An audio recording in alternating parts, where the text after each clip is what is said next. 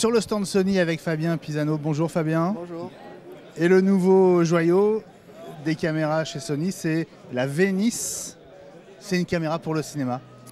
Alors exactement, donc c'est la première fois qu'on donne un nom un peu joli, le nom d'une ville italienne pour notre F, caméra. Alors chose, voilà, d'habitude on aime bien. Alors elle a quand même son petit nom de code interne pour aller dans les fourches codines de nos systèmes de commande, mais voilà. C'était quoi le petit nom interne? Oh alors c'est un truc, elle a MPC 6310, voilà, donc vous avez échappé à ça. C'est pas avouable, d'accord. D'accord, mais voilà, ça aurait pu être PMW, FF pour full frame, machin, mais bon, on a eu gain de cause, on a tous dit non, on veut un beau nom, et on a eu Venice, donc une belle ville pour une belle caméra. Ouais. Alors, quelles sont ses caractéristiques principales et à quoi est-ce qu'elle est destinée, Fabien? Alors c'est une caméra qui dans notre gamme vient se positionner entre la f55 et la f65 qui sont déjà des caméras pour la fiction et le cinéma. Donc ces deux caméras restent à la gamme et elle vient entre les deux. C'est une caméra donc qui va être avec un capteur full frame et donc la possibilité de mettre des objectifs qui vont couvrir ce plein format, également l'anamorphique. Donc pour avoir une particularité d'image, pour pouvoir se différencier, avoir retrouvé les effets de flou qu'on aime tant, qui vont rappeler ces images anamorphiques. Donc typiquement pour le marché du cinéma avant tout. Ouais. Et on espère la retrouver également sur des séries télé et quelques publicités. C'est un modèle qui manquait dans votre gamme? Ouais, exactement. Alors on voit, il y a quand même une tendance forte sur le marché sur l'image anamorphique.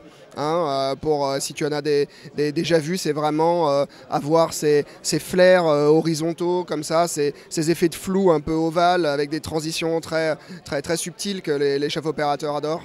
Donc oui, ça correspondait à un manque. Il y avait beaucoup de retours depuis le lancement de la F55 dans les années 2012 sur l'ergonomie.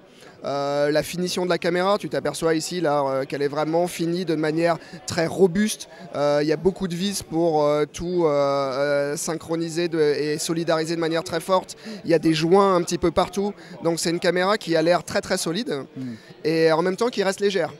Parce qu'en fait, à l'intérieur, quand tu la démontes, alors si on peut un peu se tourner et regarder devant, on s'aperçoit qu'il y a des vis et ici une jointure. Toute la partie principale ici va pouvoir s'enlever. Et le corps caméra pourra rester pendant que peut-être dans le futur on pourra changer tout le capteur et retrouver peut-être des capteurs avec d'autres formats, d'autres capacités image, d'autres capacités de sensibilité, etc. Et donc quand tu t'aperçois que la caméra à l'intérieur, il y a un gros ventilateur qui du coup va tourner très lentement. Oui. Ça va permettre d'avoir une caméra très peu sonore pour les prises de vue, où il y a des dialogues, etc., où il y a une prise de son externe. Et voilà, elle est très facile à démonter. On a fait un événement récemment avec quelques loueurs cinéma dans lequel on leur montrait la vitesse avec laquelle on peut démonter, nettoyer la caméra, la remonter. C'est important pour eux dans la maintenance. C'est une caméra qui sort quand et à quel prix? Alors c'est une caméra qui va être disponible, là, ça nous a été reconfirmé en février, d'accord. Donc les premières unités vont sortir en février. Le tarif aujourd'hui, il est aux alentours des 37 000 € pour le corps caméra, auquel il faudra rajouter le viseur, le EL200, donc tu peux jeter un petit coup d'œil dedans. J'ai regardé. C'est un viseur OLED Full HD, donc extrêmement défini, avec une grande brillance, donc qui fonctionne déjà sur les F55. Donc tous les loueurs qui ont déjà des F55 peuvent déjà équiper ce viseur et le basculer sur la Venice.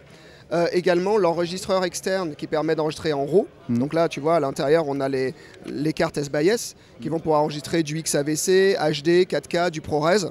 Okay, mais quand tu vas monter à un plus haut niveau, quand tu vas pouvoir faire de l'étalonnage poussé, des effets spéciaux, tu vas pouvoir enregistrer en RAW, donc la bande passante est beaucoup plus grande. Oui. Tu vas basculer sur le AXS R7 et tu vas mettre à l'intérieur ici des cartes AXS qui sont beaucoup plus puissantes en termes de bande passante. Il y a un phasing aussi, toutes les fonctionnalités ne seront pas là le premier jour malheureusement. Donc la caméra va d'abord sortir pour le marché fiction, ciné, donc les fonctionnalités que certains attendent typiquement pour le live, pour pouvoir piloter la caméra dans un concert, à distance, avec des télécommandes, ça va arriver plutôt en août. De la même façon que la capacité à prendre tout le capteur en full frame va arriver en août. C'est le début d'une nouvelle aventure. Voilà, exactement. Sony a toujours été très très proche, a toujours voulu avoir une contribution dans le marché du haut de gamme du cinéma numérique depuis la F900 des années 2000 avec le Star Wars Menace Fantôme.